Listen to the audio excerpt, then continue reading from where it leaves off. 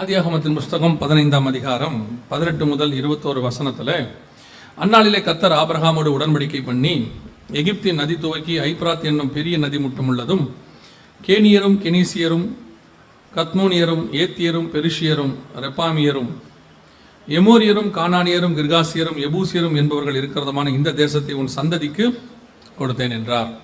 இது ஒரு ஆபிரகாமுக்கு சொல்லப்பட்டதான வாக்குத்தத்தம் அல்லது ஆசீர்வாதம், எப்படி வேணால் வச்சுக்கலாம். ஆண்டவர் இதை ஆபிரகாமுக்கு சொன்னார் என்று சொல்லி பார்க்கிறோம்.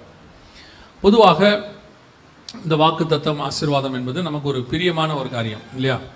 எந்த ஒரு காரியத்தை விட இந்த ஒரு ஆசீர்வாதமான வார்த்தை அப்படின்னு சொன்னால் நமக்கு ரொம்ப இஷ்டம். நான் இப்படி ஆசீர்வாதமான வார்த்தையை எடுத்தபோது ஒரு பாஸ்டர் சொன்னார், இப்போ நீங்கள் ஆசீர்வாதமாக பேச போகிறீங்களா அப்படின்னார். ஆமாண்ணே, எனக்கு தெரிஞ்சு அப்படி வராது அப்படின்னார். இல்லை, வசனம் அப்படி தானே இருக்குண்ணே, நீங்கள் அப்படி பேச மாட்டீங்கன்னார். அவர் என்னமோ எனக்கு ஆசீர்வாதமே பிடிக்காத மாதிரி அவர் நினச்சிருக்கிறாரு. இல்லை, நமக்கு ஆசீர்வாதம் பிடிக்காமல் இருக்குமா? ஆனால் எது ஆசீர்வாதம் என்பது தான் கேள்வி. இப்போ ஆசீர்வாதத்தை எல்லாரும் விரும்புகிறோம், எது ஆசீர்வாதம் என்பது தான் கேள்வி. இந்த வசனம் சொல்லுகிறது, ஆபிரகாமுக்கு உனக்கும் உன் சந்ததிக்கும் இந்த தேசத்தை நான் உனக்கு கொடுத்தேன் அப்படின்னு சொல்கிறார். ஒரு தேசத்தை சுதந்திரிக்க வேண்டும் என்று சொன்னால், ஒரு வாக்குத்தத்தத்தை சுதந்திரிக்க வேண்டும் என்று சொன்னால், அதற்கு ஆண்டவர் சில வழிமுறைகளை வைத்திருக்கிறார். ஆண்டவர் வாக்கு பண்ணிடுவார், ஆண்டவர் வாக்கு பண்ணிடுறார். ஆண்டவர் பண்ணாமலாம் இல்லை, ஆண்டவர் வாக்கு பண்ணுறார். ஆனால் அந்த வாக்கை நாம் எப்படி சுதந்திரிக்கிறோம், அதற்கான சில கிரியைகளை கர்த்தர் நம்மிடத்தில் எதிர்பார்க்கிறார். சில காரியங்களை கர்த்தர் நமக்கு சொல்கிறார். இந்த கடைசி காலத்தில் இருக்கிற மிக மோசமான அல்லது தவறான உபதேசங்களில் ஒன்று என்னென்னா, நீங்கள் என்ன ஒன்றுமே பண்ண வேண்டாம், கர்த்தர் உங்களுக்கு ஆசீர்வாதத்தை கொடுத்துருவாரு அப்படின்னு சொல்கிறாங்க. அப்படி எனக்கு தெரிஞ்சு வேதத்தில் ஒன்று கூட இல்லை, ஒரு விஷயம் கூட கிடையாது. ஏன்னு சொன்னால், எல்லாத்துக்கும் ஏதோ ஒரு கிரியையை கர்த்தர் நம்மிடத்தில் எதிர்பார்க்கிறார். நம்மகிட்ட இல்லாமல் கர்த்தர் அதை செய்யறதில்ல. கிரியை இல்லா விசுவாசம் செத்தது. சிலர் என்ன சொல்கிறாங்கன்னா, இல்லை, கிருபையை கொண்டு தான் நம்ம ரட்சிக்கப்பட்டோம், கிருபையினால நிலைநிற்கிறோம், அப்படி இருக்கும்போது கிரியை அவசியம் இல்லை அப்படின்னு சொல்கிறாங்க. கிருபை கண்டிப்பாக, ஆனால் கிரியை நம்மகிட்ட கர்த்தர் எதிர்பார்க்கிறார். இப்போ ரட்சிப்பு கிருபையினால் வருகிறது, ஆனால் அதற்கான கிரியையை கர்த்தர் நடப்பித்திருக்கிறார். இயேசு சிலுவையை கொண்டு போகாமல் ரட்சிப்பு நமக்கு வந்திருக்காது. இயேசு கல்வாரிக்கு போகாமல் ரட்சிப்பு வந்திருக்காது. கிருபையினால வருதுன்னா அவர் கிருபையினால அவரே பரலோகத்திலிருந்து ரட்சிப்பு வந்துச்சுன்னா இல்லை, அவரை தந்தருளி இவ்வளவாய் உலகத்தில் அன்பு தேர்ந்தார். பிதாவே ஒரு கிரியை செய்ய வேண்டியிருக்கு, அவரை தந்தருளி அவர் சிலுவை பாடுகளை சுமக்க வேண்டியிருக்கிறது. அப்படியானால் எல்லாவற்றுக்கும் ஒரு கிரியை இருக்கிறது, கர்த்தர் எதிர்பார்க்கிறார். எனக்கு தெரிஞ்ச வேதத்தில் கர்த்தர் சோம்பேறிகளை ஆசீர்வதிக்கிறதே கிடையாது. அது ஆவிக்குரிய சோம்பேறியாக இருந்தாலும் சரி, உலக பிரகாரமான சோம்பேறியாக இருந்தாலும் சரி. நான் ரட்சிக்கப்பட்டேன், நான் ஞானஸ்நானம் எடுத்துட்டேன், அதனால வீட்டில் மல்லாக்கப்படுத்து ஜோம் பண்ணிக்கிட்டே இருப்பேன், கர்த்தர் எனக்கு வானத்தை திறந்து கொட்டுவார்னா கொட்ட மாட்டார். யோசிச்சு பாருங்க, மன்னாவை கொடுக்குற ஆண்டவர் ஏன் அப்பமா கொடுக்கல? இல்லையா? மன்னா தானே போட்டார் காலையில், அதுக்கு பதிலாக டெய்லி பிரெட்டாகவே போட்டுடலாமே. பிரெட்டா, ஏன்னா இப்போ எலியாவுக்கு அப்படி தானே கொண்டாந்து கொடுத்தாரு, அப்பமும் தண்ணீர் தானே கொண்டாந்து கொடுத்தாரு, தள்ளில் சுடப்பட்ட அடை அப்படி தானே இருக்கு. டெய்லி காலையில் போனால் வெறும் பிரெட்டாகவே இருந்தால் எவ்வளோ ஈஸியாக இருக்கும். ஏன் மன்னாவா கொடுக்குறாரு? அதை கொண்டாந்து இடித்து பிழிந்து நம்ம என்ன செய்ய வேண்டியிருக்குது? சாப்பிட வேண்டியிருக்கிறது. நம்ம இடத்துல ஒரு கிரியை கர்த்தர் எதிர்பார்க்கிறார். சரி, போடுற ஆண்டவர் அப்படியே பொத்துக்கிட்டு கூடாரத்துக்குள்ளேயே போட்டிருக்கலாமே, ஏன் நீ போய் காலையில் எடுங்கிறாரு? ஒரு கிரியை கர்த்தர் எதிர்பார்க்கிறார். இன்னைக்கு இந்த கிரியை அப்படிங்கிறத அவங்க அதான் வசனமும் சொல்லுது, ரட்சிப்பு வருகிறது கிருபையினாலே, ஆனால் அது பூரணப்படுவது என்பது நம்ம கையில் தான் இருக்கிறது. அப்படிதான வசனம் சொல்லுது, உங்கள் ரட்சிப்பு பூரணப்பட பிரயாசப்படுங்கள், அனுதினமும் ரட்சிக்கப்பட பிரயாசப்படுங்கள் அப்படின்னு இருக்கு. முடிவு பரியந்தம் நிலைநிற்கிறவனே ரட்சிக்கப்படுவான். அப்ப கண்டிப்பாக நம்ம இடத்துல கர்த்தர் என்ன செய்யறாரு? ஒரு கிரியை எதிர்பார்க்கிறார். அப்ப எல்லா வாக்கு தத்தத்துக்கும் ஆண்டவர் இடத்திலிருந்து ஒரு கிரியை எதிர்பார்க்கப்படுகிறது. ஒரு வாக்கு தத்தத்தை சுதந்திரிப்பதற்கு, ஆசீர்வாதம் கொடுப்பதற்கு எல்லாத்துக்கும் இருக்கு. இப்ப கர்த்தர் உங்களுக்கும் வாக்கு பண்ணியிருப்பாரு, சொல்லியிருப்பாரு, நிறைய காரியங்கள் ஆண்டவர் வாழ்க்கையில செய்யறேன்னுலாம் சொல்லியிருப்பாரு. ஆனால் அதற்குரியதான ஒரு இடம், எனக்கு ரொம்ப ஆச்சரியப்பட்ட இடம் என்னன்னு கேட்டீங்கன்னா, ஆண்டவர் ஆபிரகாமை பார்த்து சொல்லுவாரு, நான் குறிக்கிற மலையிலே போய் ஈசாக்க பலி கொடுக்க முடியுமாரு. கர்த்தர் குறித்த இடத்திற்கு ஆபிரகாம் வந்தார் அப்படின்னு இருக்கு. சரி, அவர் தான் அப்படி செஞ்சார்னு பார்த்தா சீஷர்களை வர சொல்றார். 28ஆம் அதிகாரம் மத்தேயுல சீஷர்களை வர சொல்றார். எங்க வர சொல்றாருன்னு கேட்டீங்கன்னா, என் சகோதரர்களை நான் குறித்த மலைக்கு வர சொல்லு அப்படிம்பார். இந்த பர்டிகுலர் பிளேஸ், ஒரு இடத்துக்கு வர சொல்றார். ஏன்? அவங்க இருக்கிற இடத்துக்கே அவங்க போய் பேசலாமே. அப்படின்னா கர்த்தர் அவங்க அங்க வரணும் என்று என்ன செய்யறாரு? எதிர்பார்க்கிறார். அதுதான் கிரியை.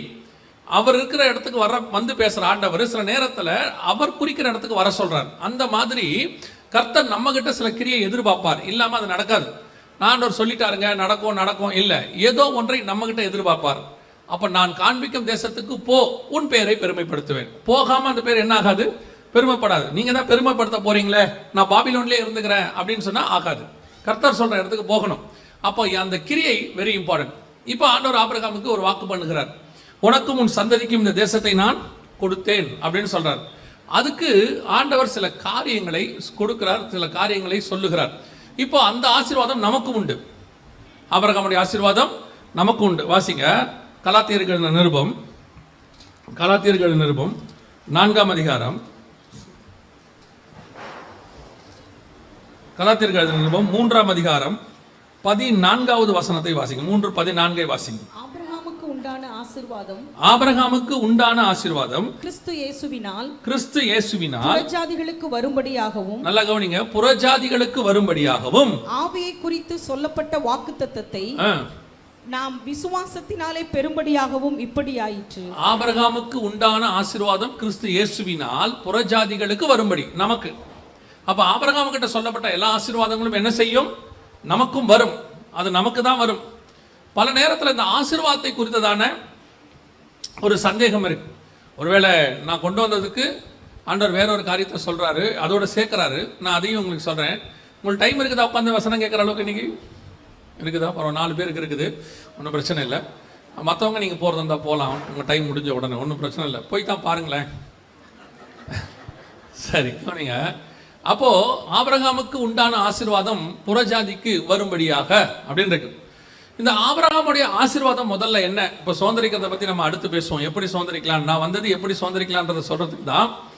ஆனால் இப்போ இந்த ஆபிரகாமுடைய ஆசீர்வாதம் அப்படின்னா முதல்ல என்ன அப்படின்னு நமக்கு தெரியணும். பாருங்களேன், தெரிஞ்சுட்டு அதுக்கப்புறமா, ஏன்னா நிறைய நேரத்தில் இந்த வசனத்தை நம்ம தவறாக புரிஞ்சுக்கிட்டோமோ, அல்லது இந்த வசனம் நமக்கு தவறாக ப்ரொஜெக்ட் ஆயிடுச்சோ அப்படின்னு நான் நினைக்கிறேன்.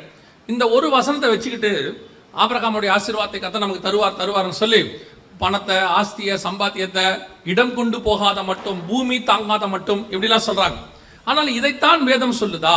இதை குறித்து தான் ஆண்டவர் சொல்லியிருக்கிறாரா அப்படின்னு கேட்டீங்கன்னா, முதலாவது ஆண்டவர் ஆபிரகாமை எங்க ஆசீர்வதிக்கிறார்னு பாருங்களேன். வாசிங்க ஆதியாகமத்தின் புஸ்தகம், ஆதியாகமத்தின் புஸ்தகம் 12ஆம் அதிகாரம், ஆதியாகமத்தின் புஸ்தகம் 12ஆம் அதிகாரம் 2வது வசனம் வாசிங்க. நான் உன்னை பெரிய ஜாதியாக்கி உன்னை ஆசீர்வதித்து உன் பேரை பெருமைப்படுத்துவேன். இதுதான் கர்த்தர் கொடுக்கிற ஃபர்ஸ்ட் ஆசீர்வாதம். முதல் ஆசீர்வாதம் கர்த்தர் சொல்றது, நான் உன்னை ஆசீர்வதித்து உன் பேரை பெருமைப்படுத்துவேன். கவனிங்க, கொஞ்சம் ஒரு பைபிள் ஸ்டடி மாதிரி இருக்கும். கவனிங்க, இப்ப இந்த சொல்லும் போது அவர் பேர் என்ன? இதை சொல்லும் போது அவருடைய பேர் என்ன? ஆபிராம். ஆபிரகாம் கிடையாது. ஆபிரகாம் என்று மாறுறது 17ஆம் அதிகாரத்தில் தான் மாறுது. இதை சொல்லும் போது உன் பேரை பெருமைப்படுத்துவேன் ஆண்டவர் சொல்லும் போது அவர் பேர் என்னவா இருக்கு? ஆபிராம் அப்படின்னு இருக்கு. இந்த ஆபிராம் அப்படிங்கிற பேர் இன்னைக்கு உலகம் முழுக்க இருக்கா? ஆபிரகாம் இருக்கா? ஏன் அந்த ஆபிராம் என்ற பேர் இல்ல?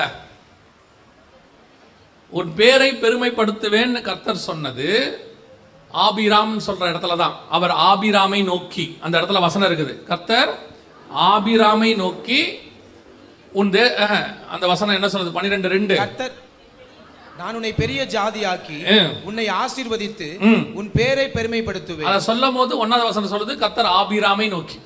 அப்படின்னா ஆபிராம்ங்கிற பேரை பார்த்து தான் கர்த்தர் சொல்றாரு. இப்ப ஆபிரகாமுக்கு ஆபிராமுக்குள்ள வித்தியாசம் அப்புறம் பார்த்துக்கலாம். ஆனால் இந்த ஆபிராம்ங்கிற பேர் இன்னைக்கு உலகம் முழுக்க இல்ல. வைக்கிற அத்தனை பேர் எதுதான் வைக்கிறோம்? ஆபிரகாம் அப்படின்னு தான் வைக்கிறோம். ஆபிராம் என்பதற்கு மேலான தகப்பன், ஹை ஃபாதர் அப்படின்னு அர்த்தம். ஆபிரகாம் என்பதற்கு ஃபாதர் ஆஃப் மெனி நேஷன்ஸ், ஜாதிகளின் தகப்பன் அப்படின்னு அர்த்தம். அப்ப இந்த ஆபிராம்ங்கிற பேரை சொல்லும் பொழுது உன் பேரை பெருமைப்படுத்துவேங்கிற பேரு இன்னைக்கு எங்கேயுமே யாருக்கும் வைக்கப்படுகிறது இல்லை. பெரும்பாலும் எல்லாம் ஆபிரகாம் தான் வைக்கிறோம். 99.99 யாராவது ஆபிராம்னு வைக்கிறவங்க இருக்கிறாங்க. நான் சொல்றது 99.99 ஆபிரகாம் தான் வைக்கிறோம்.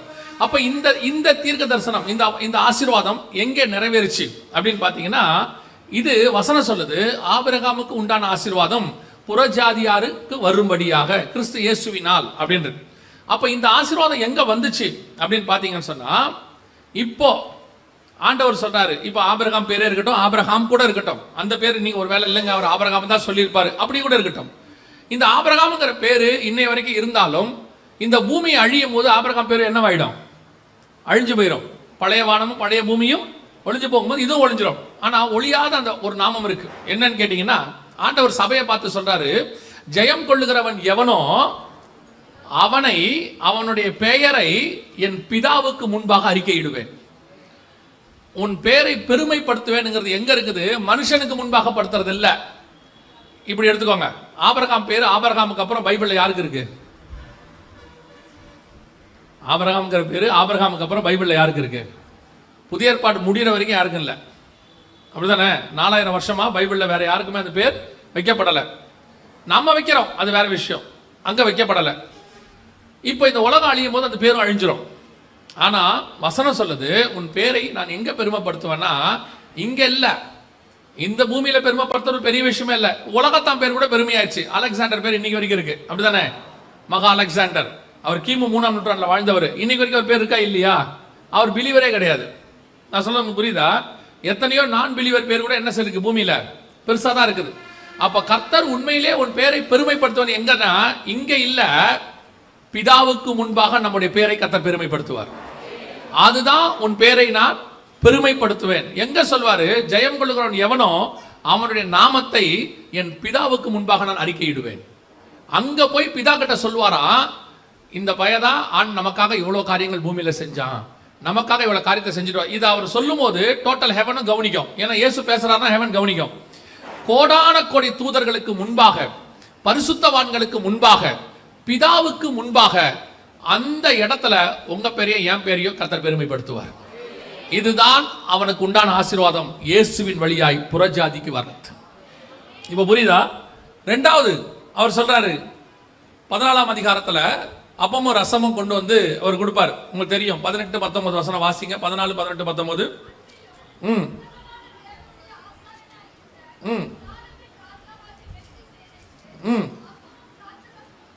அப்பமும் திராட்சரசமும் கொண்டு வந்து அவனை ஆசீர்வதித்து வானத்தையும் பூமியும் உடையவராகிய உன்னதமான தேவனுடைய ஆசீர்வாதம் ஆபிரகாமுக்கு உண்டாவதாக. நல்ல கவனிங்க, இந்த கம்யூனியன் ரெண்டாவது, இந்த ஆசீர்வாதமும் ஆபிரகாமுடைய சந்ததி ஆகிய இஸ்ரவேலர்களுக்கு போகவே இல்லை. இது நின்னு போச்சு. அது திருப்பி இயேசு கிறிஸ்து எடுத்து புறஜாதியராகிய உங்களுக்கும் எனக்கும் தான் கொடுத்திருக்கிறார். 1 கொரிந்தியர் 11ல வசனம் சொல்லுது, உங்களுக்கு ஒப்புவித்ததை கர்த்தரிடத்தில் பெற்றுக்கொண்டேன். அப்ப கம்யூனியன் யாருக்கு வந்துச்சு? யாருக்கு வந்துச்சு? புறஜாதியாருக்கு, கொரிந்தியருக்கு தான் எழுதப்படுது. அப்படின்னா என்ன அர்த்தம்? ஆபிரகாமுக்கு கொடுக்கப்பட்ட அந்த ஆசீர்வாதம், அப்பமும் ரசமும் கிறிஸ்து இயேசுவின் வழியாக, ஆண்டவர் வழியாக புறஜாதியாக நமக்கு அது வந்திருக்கிறது. இந்த ஆசீர்வாதமும் நமக்கு தான் வந்துச்சு. மூணாவது 22ஆம் அதிகாரம் 17வது வசனம்.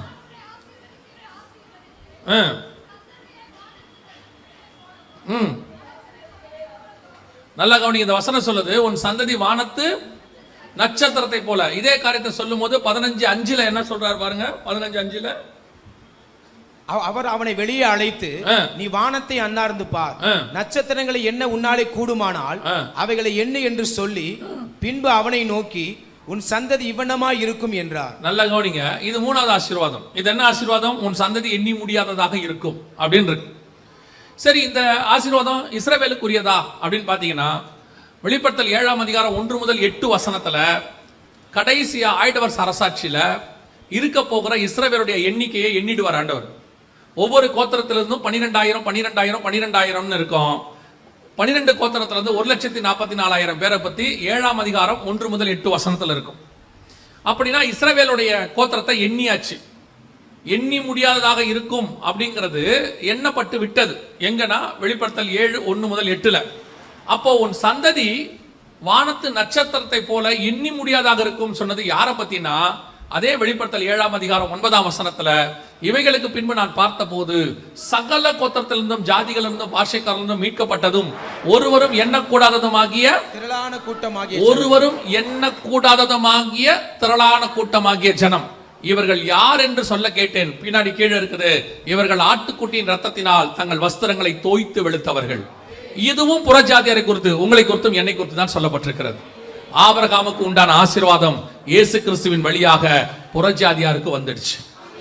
எல்லா ஆசீர்வாதமும் ஆபிரகாமுக்கு சொன்னது உங்களையும் என்னையும் நினைச்சுதான் கர்த்தர் சொன்னார். அது புறஜாதியாருக்கு என்று சொல்லப்பட்டது. எண்ணி முடியாத ஒரு பெரிய கூட்டம்.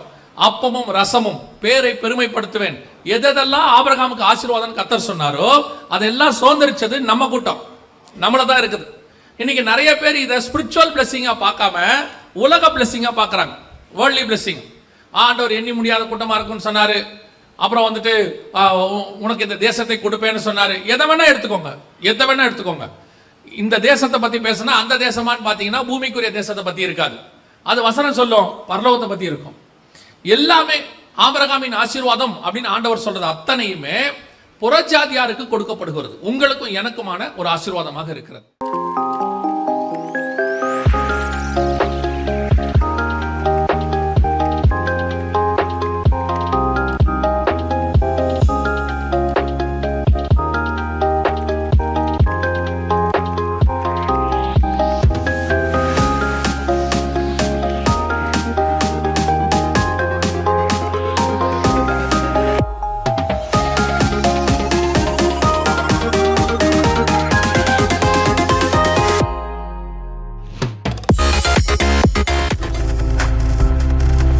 நீங்கள் பார்த்து கொண்டிருப்பது உங்கள் ஜாய் டிவி. உங்கள் துக்கம் சந்தோஷமாய் மாறும்.